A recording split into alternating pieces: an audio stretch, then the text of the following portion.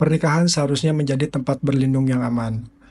Namun apa jadinya jika tempat yang kita sebut rumah justru menjadi sumber ketakutan?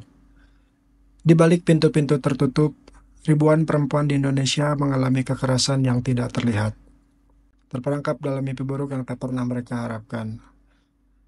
Mengapa kasus kekerasan dalam rumah tangga terus meningkat? Dan apa yang bisa kita lakukan untuk menghentikannya?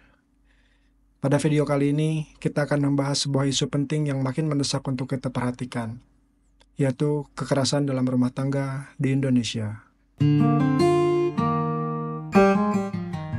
Dalam 5 tahun terakhir, isu ini telah menjadi sorotan banyak pihak. Namun sayangnya, tren kekerasan dalam rumah tangga atau KDRT masih menunjukkan angka yang mengkhawatirkan. Data dari Komnas Perempuan menyebut bahwa selama 5 tahun terakhir, kasus kekerasan dalam rumah tangga terus mengalami fluktuasi. Tahun 2018, tercatat ada sekitar 11.000 kasus yang dilaporkan. Dan angka ini meningkat pada tahun 2019 menjadi lebih dari 14.000 kasus. Lonjakan ini menunjukkan adanya peningkatan kesadaran untuk melaporkan kekerasan. Namun di sisi lain juga mencerminkan realitas kelam di balik banyaknya rumah tangga di Indonesia. Tahun 2020 menjadi tahun yang mencatat angka tertinggi, mencapai lebih dari 16.000 kasus, yang sebagian besar dipicu oleh tekanan ekonomi dan sosial selama pandemi COVID-19. Meskipun pada tahun 2021 dan 2022 ada sedikit penurunan, angka kasus masih berada di sekitar 12.000 setiap tahunnya. Data ini menunjukkan bahwa kekerasan dalam rumah tangga masih menjadi ancaman besar, terutama bagi perempuan dan anak-anak. Salah satu kasus yang baru-baru ini menarik perhatian publik adalah yang menimpa Cut Intan Nabila, seorang figur publik yang dikenal sebagai influencer muda. Cut Intan mengungkapkan bahwa ia telah menjadi korban KDRT dalam pernikahannya yang baru saja berjalan beberapa tahun. Kasus ini menggambarkan bahwa KDRT bisa terjadi pada siapa saja, tanpa memandang status sosial, ekonomi, ataupun latar belakang. Kisah Cut Intan bukanlah kisah yang berdiri sendiri. Ia adalah cermin dari banyak perempuan di Indonesia yang mengalami hal serupa, namun memilih diam karena berbagai alasan, baik itu stigma sosial, rasa malu, ataupun ketergantungan ekonomi pada pasangannya. Ini adalah realitas yang menyedihkan. Lalu, apa yang bisa kita lakukan? Bagaimana kita bisa mencegah terjadinya kekerasan dalam rumah tangga, terutama di kalangan pasangan muda yang baru memulai kehidupan berkeluarga? Yang pertama, penting untuk membangun fondasi pernikahan yang kuat sejak awal. Komunikasi yang terbuka dan jujur adalah kunci utama. Pasangan harus mampu berbicara tentang perasaan, harapan, dan kekhawatiran mereka tanpa rasa takut akan penolakan atau konflik. Ini membantu menciptakan suasana saling pengertian dan kepercayaan. Yang kedua, perihal pendidikan pranikah. Pendidikan pranikah perlu ditingkatkan dan menjadi fokus utama, terutama untuk generasi muda. Mereka perlu dibekali dengan pengetahuan tentang manajemen emosi, resolusi konflik, dan bagaimana menangani stres dalam pernikahan. Ini bukan hanya tentang bagaimana menjadi suami atau istri yang baik, tetapi juga tentang bagaimana menjadi mitra yang saling mendukung. Yang ketiga, bahwa dukungan sosial itu sangat penting. Teman-teman dan keluarga perlu menjadi sumber dukungan, bukan tekanan. Pasangan yang merasa didukung oleh lingkungannya cenderung lebih mampu mengatasi konflik tanpa harus resort to violence. Selain membangun komunikasi yang baik dan mengikuti pendidikan pranikah, ada satu hal penting yang seringkali diabaikan oleh banyak pasangan muda, yaitu bagaimana kita memilih pasangan hidup.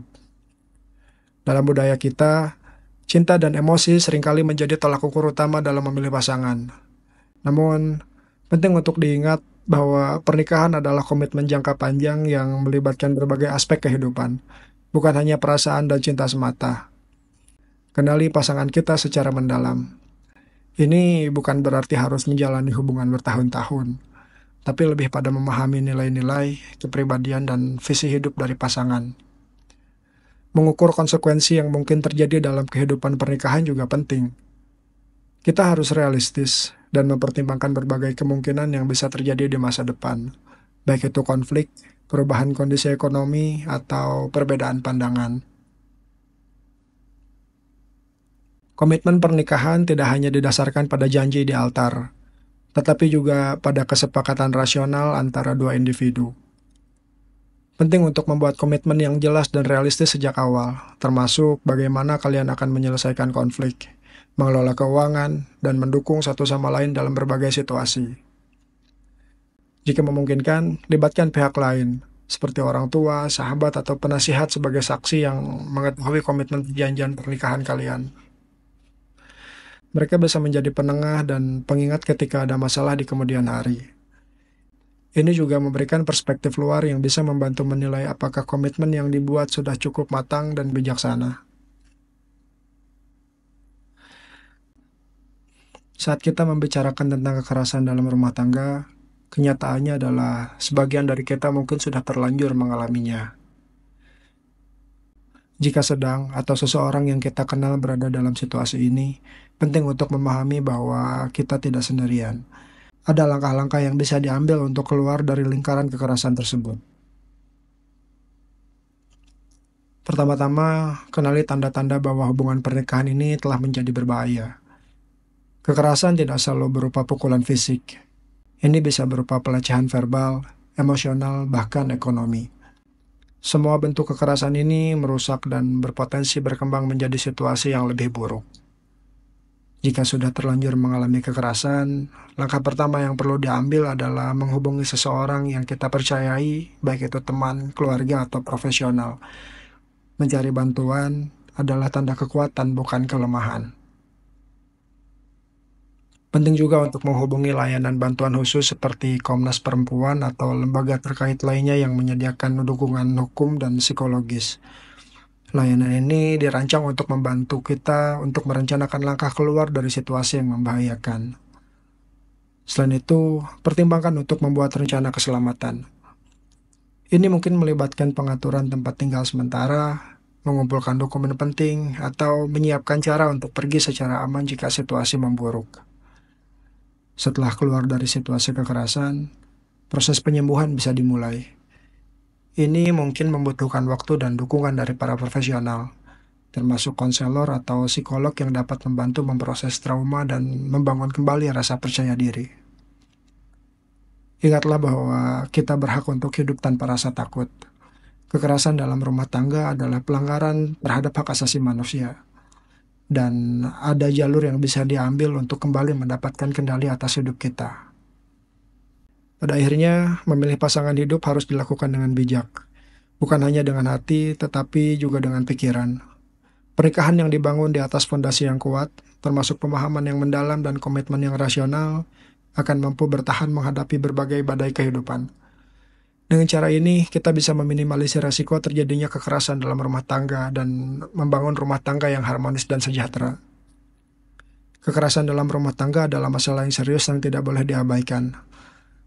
Rumah tangga seharusnya menjadi tempat berlindung yang penuh cinta dan dukungan, bukan tempat ketakutan dan kekerasan. Untuk pasangan muda, terutama yang baru menjalani pernikahan dalam 5 tahun pertama, penting untuk terus belajar dan berusaha menjadi lebih baik bersama-sama. Mari kita ciptakan rumah tangga yang sehat, kuat, dan harmonis.